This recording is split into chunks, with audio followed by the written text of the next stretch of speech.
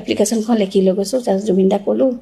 মানে 5 দিনমান গৈছোঁ আকৌ দেই লগ নাপাওঁ তাৰপিছত এই কাহিলী পাৰা যে ফোনতে মানে এখন দোকান থাকে তেখেতৰ তাতে চাহ খাওঁ কেতিয়াবা ৰুটি খাওঁ মানে এনেকৈ ৰাতিপুৱা সোনকালে যাওঁ যে বা কেতিয়াবা আবেলি যাওঁ বহিবলৈ হেৰি তো তেনেকৈ থাকোঁতে এজন তেখেতক লগ পোৱা নাই বাৰু ষ্টুডিঅ'ত এতিয়াও যদি মই যাওঁ বা আহোঁ বৰাদা বুলি এখন তেখেতে মোক ফোন কৰি ক'লে বাইদেউ আজি কিন্তু সোনকালে যাব দেই দাদা কিন্তু হেৰি সোনকালে ওলাই যাব মই একদম ৰাতিপুৱা 6টাতে গৈ পেলাই হাজিৰ